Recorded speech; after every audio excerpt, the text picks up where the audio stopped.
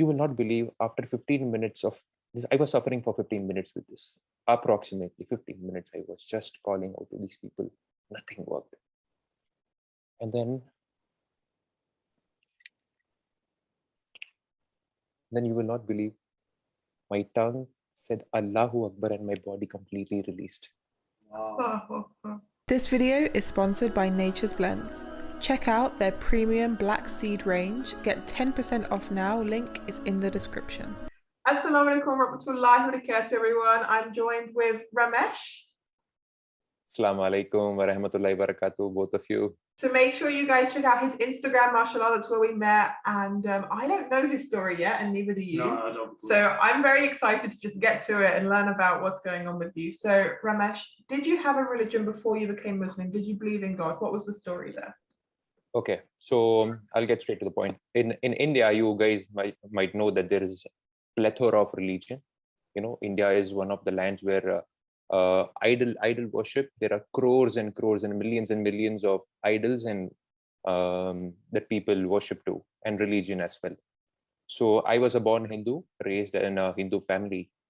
My parents were Hindus, and I really actually liked the partying part of the festivals, like the festivals, what comes, the food, and it was all about the fanciness of it. There was never an attachment or something like that. Our parents worshipped all of those things. In fact, my parents were people who built temples around India, which had a lot of idols in it. And, you know, I obviously, as Muslims, we are not supposed to insult any god, because Allah subhanahu wa ta'ala in the Quran, he tells us that, you know, do not insult, lest they will insult Allah, being ignorant. So yeah, in no way or form am I now putting down any other religion. We are just talking about my journey here.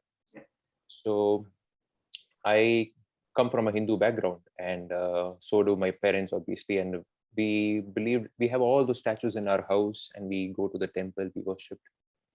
So in my childhood, something that bothered me a lot was when we used to stand in queues, big queues for hours to worship these idols inside the temple. If you see in films, you know, I'm sure you guys have not gone into a temple, but I've been inside before I became Muslim. I've been inside. I've seen.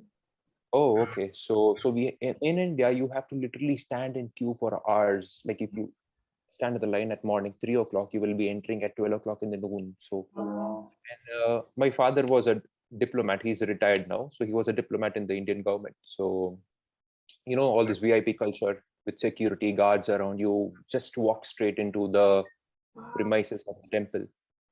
And I used to look at all these people, poor people, standing in lines, and they're looking with an innocent face at me, as if I am something big and they are something small. So this is one aspect that I'll never liked. And I could see that innocence in their face, that these are people who stand for hours, and these guys just walk in with bodyguards, security guards, leading directly into the temple. Yeah.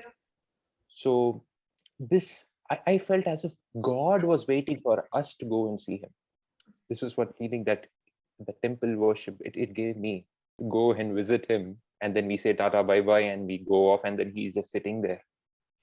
So this was my religion as far as it, and it was only about the food and the glamour. You know, people celebrate it with movies. Like if there is a festival that comes, there are different movies that get released during such time. Oh wow. And it was all about enjoyment. There was nothing at the core of the heart that got connected for me. And then I just, and then my schooling. So this was my childhood, like born in a Hindu family, and then I studied in a Christian school from preschool. So it's called Don Bosco. You know, I heard about Don Bosco. It's an Italian group. It's a very, alhamdulillah, it's a beautiful school. Gave me a lot of knowledge and curriculum. So you know, Christian schools, they are very proactive in not only in academics but also in a lot of other activities like sports and drama and a lot of other stuff. So I used to also believe in Jesus Christ. I used to go to the church. We used to have those prayers, Sunday prayers, mass prayers, and we used to get down on our knees on the bench and worship Jesus Christ. Yeah, and the entire everybody, even the Hindus here, they have no problem worshiping Jesus Christ. But then all of a sudden, then what happened for me was Islam was the only religion for me, which was I was Islamophobic. Whenever I used to see somebody with a beard and a kufi topi, I said, this guy is going to either kill me, he's going to stab me, Wow. or, that's the notion exactly how the media has put in. Yeah. Yeah, And I feel the same way. yeah. And if you see the butcher shops in India and Pakistan, they're all run by people who have big beards and they have wear this lungi around, and it gives it. And in the movies they show it the same way, that these guys are committing crimes. So the entire notion about Islam in my country, the media has kind of messed it up. Oh. Yeah. So we were all scared. Still people are scared only by looking at the Sunnah of Prophet Muhammad sallallahu alaihi wasallam. But the Quran, the Hadith, nowhere has reached people's eyes. Forget hearts. It has not reached people's eyes. They have not read it. People have not read it. People don't know the Hadiths and what Islam actually guides us to. People have not identified the shaitan, the evil voice that comes within every human being and ask us to provoke us to do a lot of wrong stuff. People have no idea, are not able to distinguish between the right and the wrong because Islam has been misinterpreted. So I was always a materialistic guy, always had this high ambition of literally say 40, 50 pairs of shoes and 40, 50 pairs of watches and, fancy cars, and completely always my mind was on the materialism. And never was point A, never was I happy after buying all those things. I used to get those things, and the next minute I wouldn't have even used it. My heart would tell me what's next in your line. So I found a very toxic relationship within myself, that you are not happy even if you wanted something. This is what you're craving for. Okay, now you got it, but you're not happy. Why? So there was this always this void within myself. And this is all because of the creativeness. You know how creative people are, right? They always want to be on the high.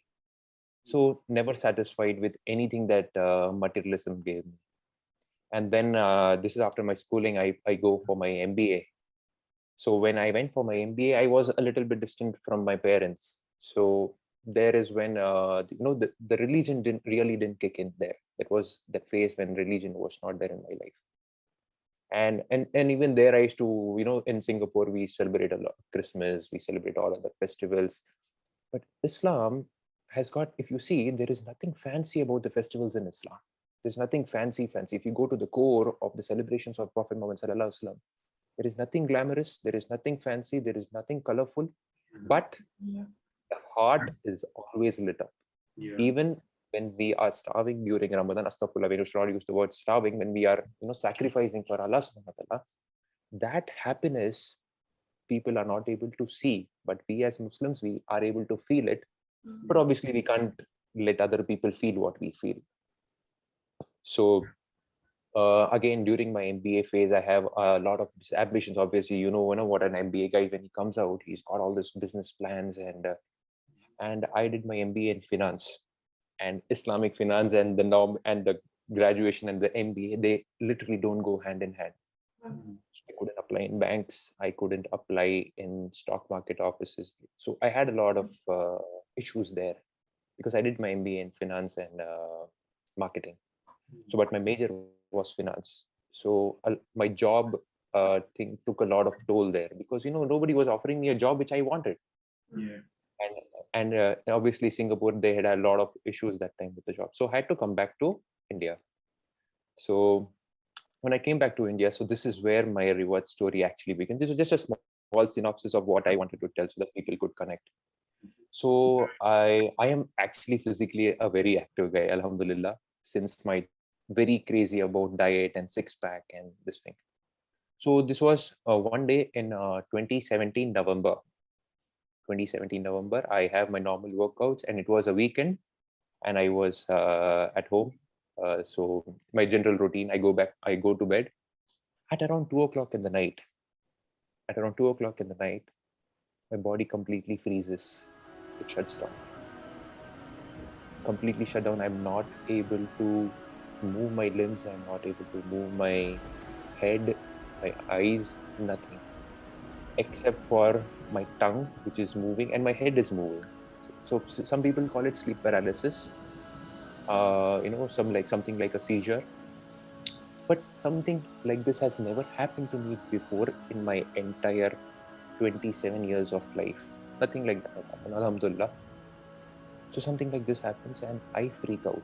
I get scared.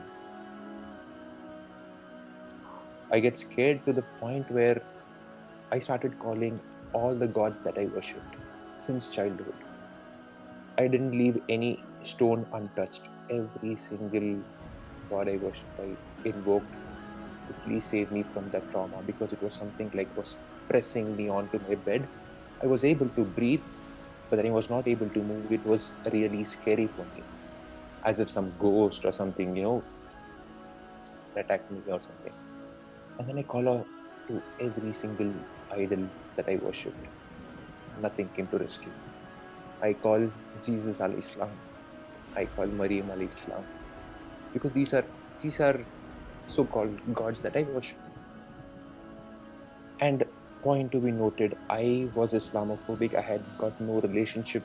In fact, I thought Allahu Akbar, the term, was a barbaric term that people used to either chop animals or to kill people. Because I have come across those videos where people, cut off people's head and they say Allah. So that was the only phrase that I knew about Islam, and which was barbaric.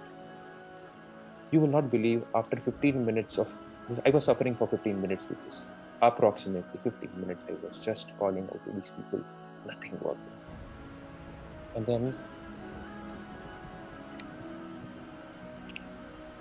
you will not believe, my tongue said Allahu Akbar and my body completely released.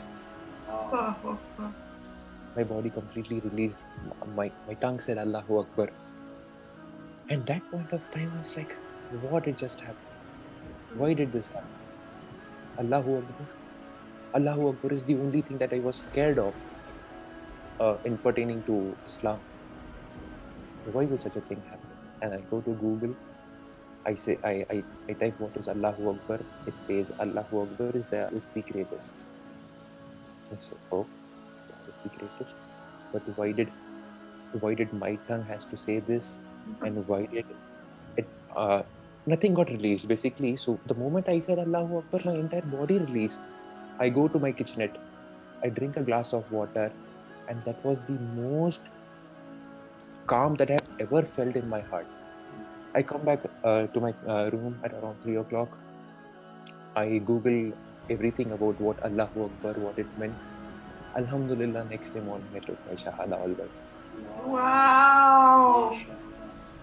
So, every single time I tell myself, Allah subhanahu wa ta'ala gave you hidayat in 1 second. It just took 1 second for Allah subhanahu wa ta'ala to give you.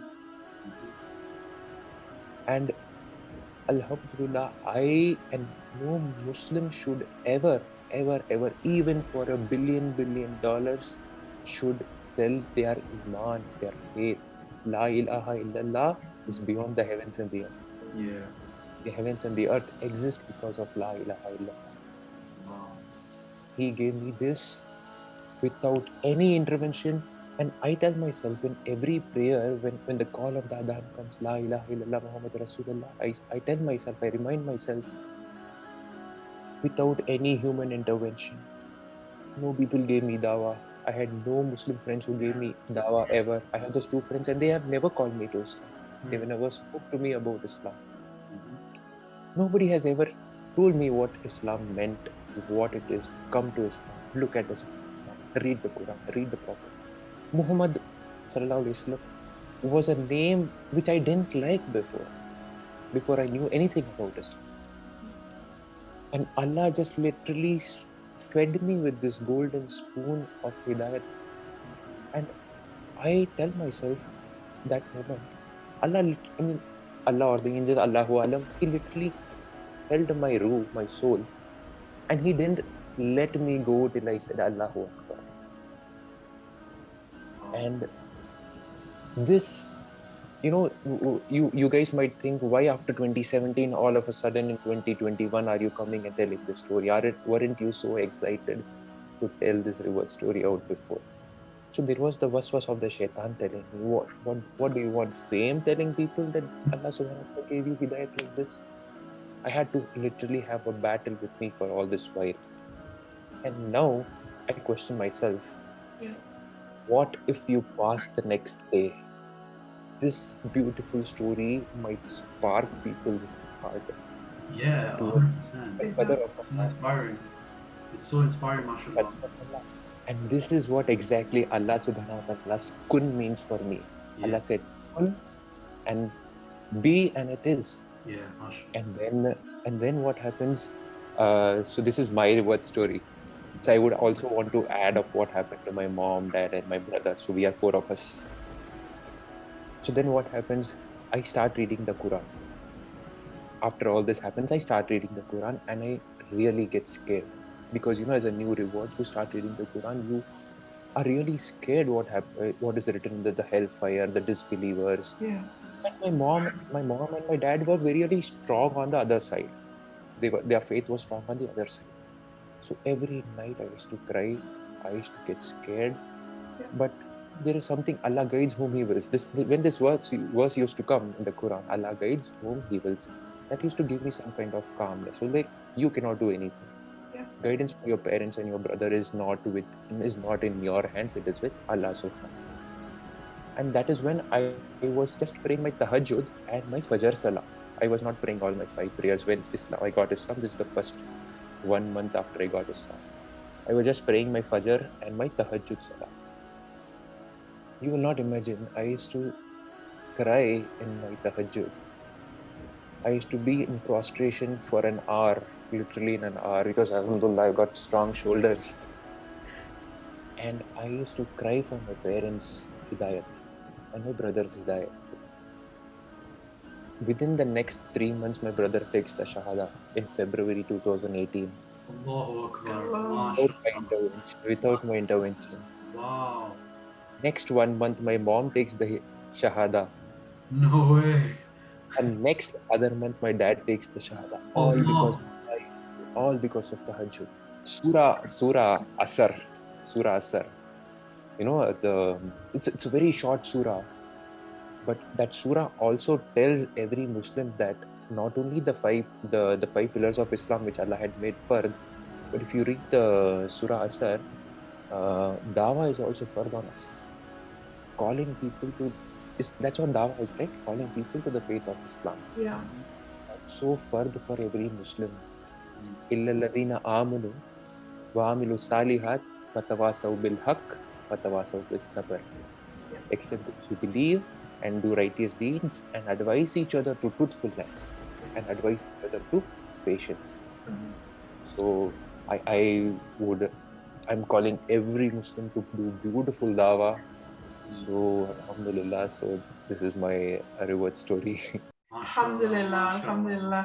Thank you so much for sharing it. It's absolutely such an incredible story. I think one of my favorites I've ever heard on my channel. Yeah, that's Alhamdulillah. definitely my favorite. Yeah. mashallah, yeah. It's so amazing, and Allah's guided you in such a special way. And with that gift Allah's given you, I think it's very important for you to share your story. And inshallah, you'll make more content. Guys, make sure you follow him on Instagram.